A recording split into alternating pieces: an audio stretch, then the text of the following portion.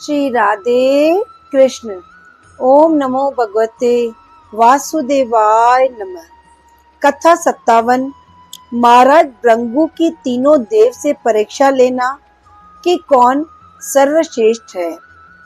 श्री सुखदेव मुनि बोले, हे परीक्षित, एक बार भृंगु महाराज और 7 ऋषि सरस्वती नदी के किनारे चर्चा कर रहे थे।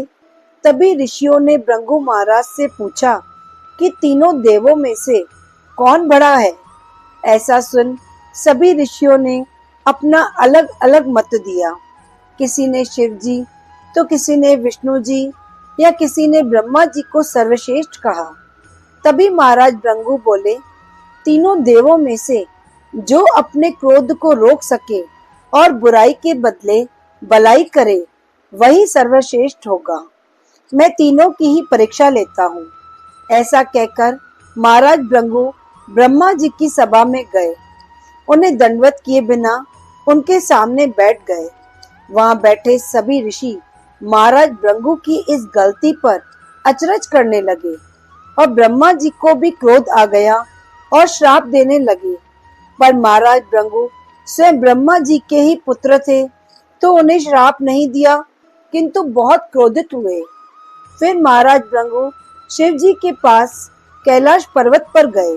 वहां महादेव भोलेनाथ जी बैठे थे। भृंगु महाराज को आता देख शिव जी अपनी जगह से उठकर भाइयों की तरह गले लगने लगे। ऋषि बोले, हे शिव जी, तुम अपना काम छोड़कर मसाणों में जाकर बैठे रहते हो, इसलिए तुम मुझे मत छुओ। ये बेइज्जती सुन भोलेनाथ ने ऋषि को मारने के लिए अपना त्रिशूल निकाल लिया। तभी पार्वती ने हाथ जोड़कर विनती की, हे प्रभु, इनका गुनाह माफ करो।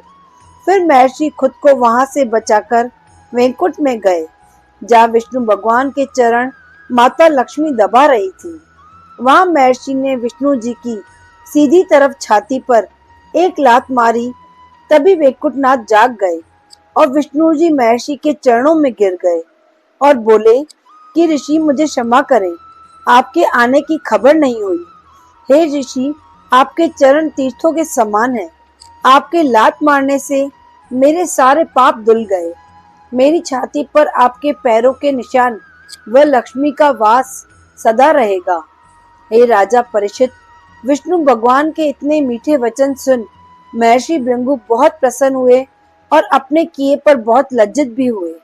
ऐसा प्रेम पाकर उनकी आंखों से आंसू आ गए। भृंगु ऋषि वहां से उठकर ऋषि मुनियों के पास गए और तीनों देवों की सारी बातें बताई। सभी ऋषियों ने सारी बातें सुन विष्णु भगवान की जय जय कर कहा कि भगवान विष्णु ही सबसे सर्वश्रेष्ठ है। श्री सुखदेव महाराज बताते हैं कि ऋषियों ने ये युक्ति खुद के लिए नहीं बल्कि मनुष्यों के जानने के लिए की थी। भगवान की ये कथा जन्म मरण के बंधनों को नाश करने वाली है।